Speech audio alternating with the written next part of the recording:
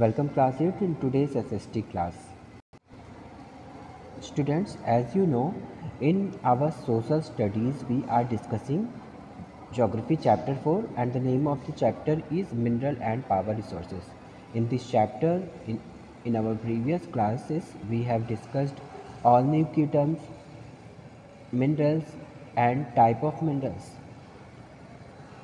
We have also discussed about methods using for extraction of minerals. Today we will continue our study with distribution of resources in the world.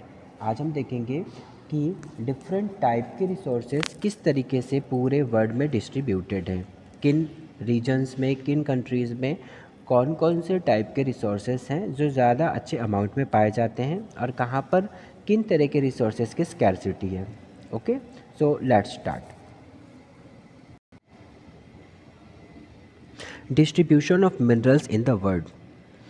Minerals हमारे world के हर part में equally distributed नहीं हैं. ठीक है, हम लोगों ने पढ़ा कि मिनरल्स दो टाइप के होते हैं, जहाँ पर मेटालिक और नॉन मेटालिक दो टाइप्स हैं मिनरल्स के. जहाँ जो हमारा मेटालिक मिनरल है वो इग्नियस रॉक्स में और मेटामॉर्फिक रॉक्स में पाया जाता है. नॉन मेटालिक मिनरल्स हमारे सेडिमेंट्री रॉक्स में पाए जाते हैं. ठीक है, और हम सबको पता है कि हमारे पूरे वर्ल्ड में डिफरेंट टाइप्स के रॉक्स डिफरेंट प्लेसेस पे पाए जाते हैं. कोई भी ऐसा पार्ट नहीं होगा या कुछ ऐसे पार्ट्स नहीं होंगे जहाँ पर हर तरह के रॉक्स बहुत अच्छे अमाउंट में मिलेंगे, इग्नियस, मेटामॉर्फिक और सेडिमेंट्री रॉक्स. ठीक है, तो सीधे से ये समझेंगे कि जिन एरियाज़ में इग्नियस रॉक्स और मेटामॉर्फिक रॉक्स पाए जाते हैं वहाँ पर मेटालिक मिनरल्स बहुत अच्छे अमाउंट में मिलेंगे. ठीक है, सेम इसी तरह से एरियाज़ जहाँ पर सेडिमेंट्री रॉक्स अधिक अमाउंट में मिलेंगे वहाँ पर नॉन मेटालिक मिनरल्स हमारे बहुत ज़्यादा पाए जाएंगे. क्लियर? तो क्योंकि ये मिनरल्स मेटालिक और नॉन मेटालिक इन्हीं रॉक्स टाइप्स में पाए जाते हैं. ठीक, मेटालिक मिनरल्स की अगर एग्जांपल की बात करते हैं तो ऐसे मिनरल्स ज़्यादातर ओल्ड प्लेट्यूज़ में मिलेंगे. ठीक है, जिनमें से आयरन, कॉपर, मैग्नीज़ जैसे मेटालिक मिनरल्स मिलते हैं. ठीक है, इनके अलावा हमारे जो नॉन मेटालिक मिनरल्स हैं उनमें लाइम स्टोन का एक एग्जांपल हम देख सकते हैं जो कि हमारे सेडिमेंट्री रॉक्स में पाया जाता है. और सेडिमेंट्री रॉक्स कहाँ मिलते हैं? ज़्यादातर वो एरियाज़ जहाँ से वाटर ड्रेन करके आया हुआ हो, यानी रिवर के अलोंग, रिवर के साइड. और हमारी ज़्यादातर रिवर्स पाए जाते हैं प्लेन्स के पास. ठीक है, हमारा जो समतल भूमि होती है, जो हमारे कंट्री का, हमारे वर्ल्ड का जो फिज़िकल फीचर में से one type of physical feature है प्लेन्स, है ना. यहीं पर सेडिमेंट्री रॉक्स ज़्यादा पाए जाते हैं. इसका मतलब है कि यहीं पर हमारे नॉन मेटेलिक मिनरल्स अधिक अमाउंट में मिलेंगे क्योंकि वो सेडिमेंट्री रॉक्स में ही पाए जाते हैं. क्लियर हो गया? इनके अलावा कुछ और ऐसे मिनरल फ्यूल्स जैसे पेट्रोलियम और कोल, ये भी सेडिमेंट्री लेयर्स के अंदर पाए जाते हैं. ठीक है, तो इस तरह से अगर हम पूरे वर्ल्ड में मिनरल्स के डिस्ट्रीब्यूशन को देखते हैं तो अगर हमें ये पता हो कि किस जगह पर किस तरह के रॉक्स पाए जाते हैं, है ना, हम बहुत ही आसानी से गेस कर सकते हैं कि वहाँ पर उनमें से किन जगहों पर मेटालिक या किन जगहों पर नॉन मेटालिक टाइप के मिनरल्स मिलेंगे. क्लियर? क्लियर. अब हम बात करते हैं कि उन एरियाज़ के या उन कंट्री के उन पार्ट्स के, पूरे वर्ल्ड के उन पार्ट्स के जहाँ पर मिनरल्स मिलते हैं हमको ज़्यादा अमाउंट में. ठीक है, तो जिनमें से सबसे ज़्यादा अमाउंट में हमारे पास लार्जेस्ट प्रोड्यूसर जो है मिनरल्स का वर्ल्ड में वो है एशिया. ठीक है, एशिया के कुछ प्लेसेस जैसे China, India, Indonesia, Malaysia, China, ये एरियाज़ कैसे हैं? ये इन एरियाज़ में टिन का उत्पादन, टिन का प्रोडक्शन बहुत ज़्यादा अच्छा होता है. इनके अलावा चाइना में लीड, एंटीमोनी और टंगस्टन को बल्ब बनाने में भी यूज़ किया जाता है, एक तरह का मेटल होता है. इनका प्रोडक्शन बहुत अच्छा होता है, यानी इनकी अवेलेबिलिटी बहुत ज़्यादा अच्छी है. इनके अलावा एशिया के अंदर ही मैग्नीज़, बॉक्साइट, निकल, जिंक और कॉपर जैसे बहुत ही वैल्यूबल और बहुत ही इम्पॉर्टेंट मिनरल्स भी पाए जाते हैं. ठीक है, तो यहाँ यानी कि एशिया एक ऐसा पार्ट है, एशिया एक ऐसी जगह है पूरे वर्ल्ड में जहाँ पर बहुत लार्ज अमाउंट में डिफरेंट टाइप के मिनरल्स हमें मिलते हैं. क्लियर? सेकंड पोजीशन की बात करते हैं तो यूरोप. यूरोप का अगर हम देख लेते हैं तो यूरोप को आयरन ओर का स्टोर हाउस कहा जाता है। और यहाँ पर हमारे यूरोप में जो इम्पोर्टेंट कंट्रीज़ है जहाँ पर मिनरल्स बहुत ज़्यादा अमाउंट में अवेलेबल हैं वो हैं रसिया, यूक्रेन, स्वीडन और फ्रांस। यहाँ पर मैग्नीज़, निकल, कॉपर, लीड और जिंक जैसे बहुत ही वैल्यूबल मिनरल्स बहुत ज़्यादा अमाउंट में पाया जाता है ना। ये पूरे रसिया में और हमारे ईस्टर्न यूरोप के बहुत सारे पार्ट्स में ये सारे मिनरल्स पाए जाते हैं। ठीक है, तो इस तरह से यूरोप में हम देख सकते हैं कि किन किन तरह के मिनरल्स की अवेलेबिलिटी है। नेक्स्ट हम देखेंगे नॉर्थ अमेरिका को। नॉर्थ अमेरिका में भी बहुत सारे रिच वैरायटी के मिनरल डिपॉजिट्स पाए जाते हैं।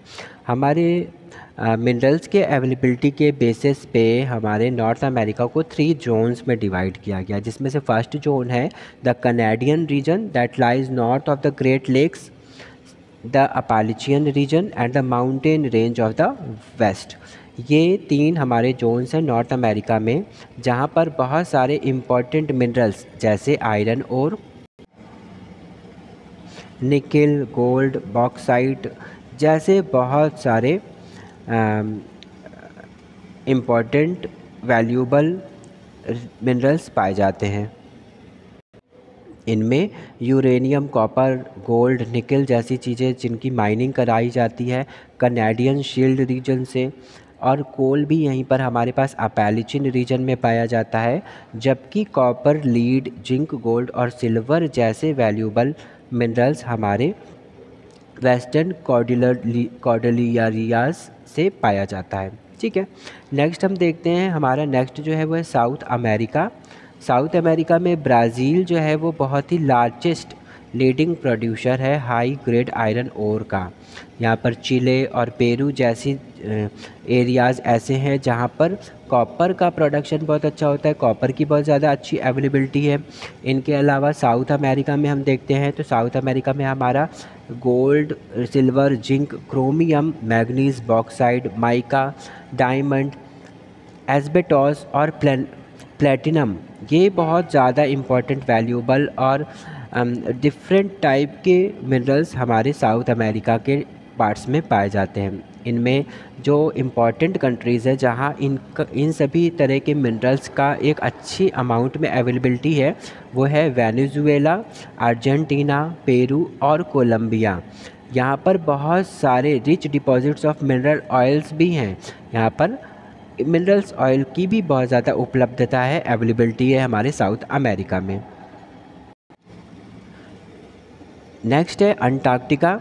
अब अगर अंटार्कटिका की बात करते हैं तो हमें पता है कि ये एक बहुत ही कोल्ड रीजन है। यहाँ पर बहुत एक्सट्रीम कोल्ड रहता है, स्नो से कवर्ड होता है ये पूरा एरिया। तो यहाँ पर माइनिंग कर पाना, खुदाई कर पाना, मिनरल्स की डिगिंग कर पाना थोड़ा सा बहुत डिफ़िकल्ट काम होता है ना। यहाँ पर बहुत आसानी से हम माइनिंग नहीं कर सकते और हम यूज़ भी नहीं कर सकते वहाँ पर जिस भी तरह के मिनरल्स पाए जाते हों उनका। लेकिन फिर भी कुछ एरियाज़ हैं, जैसे यहाँ पर ट्रांस अंटार्कटिक माउंटेन है, ठीक है, इसके पास कुछ स्मॉल डिपॉजिट्स हैं हमारे कोल के, और इनके अलावा आयरन भी हमारे पास अवेलेबल है। यहाँ पर प्रिंस चार्ल्स माउंटेन है जो कि हमारे ईस्ट अंटार्कटिका में लोकेटेड है। यहाँ से हम आयरन को भी निकाल लेते हैं, आयरन की भी माइनिंग की जाती है।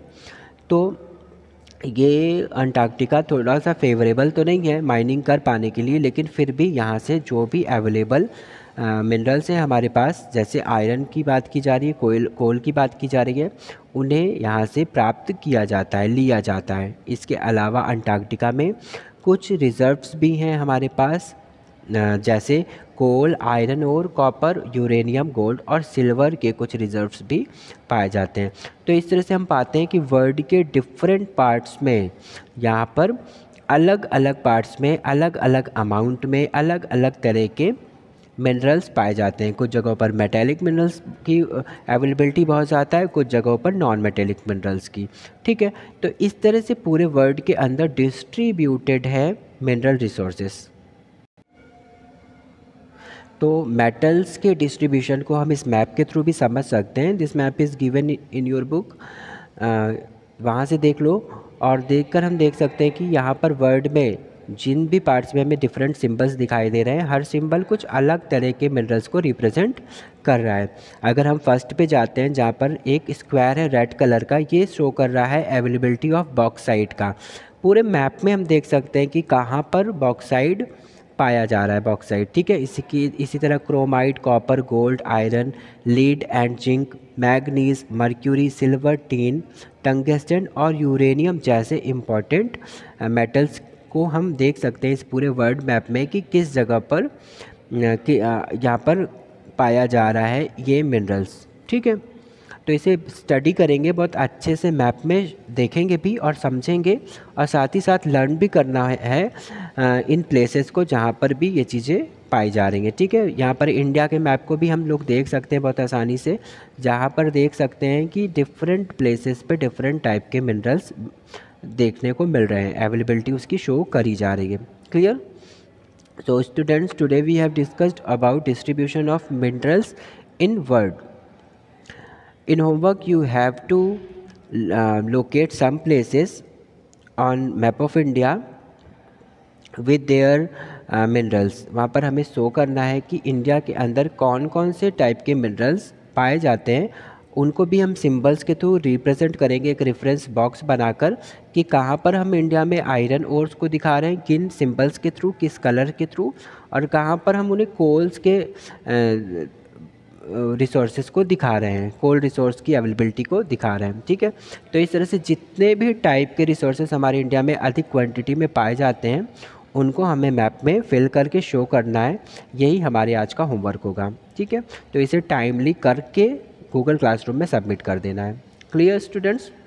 Okay, now we will meet in our next class with a new topic, और and our next topic is distribution of resources, mineral resources in India.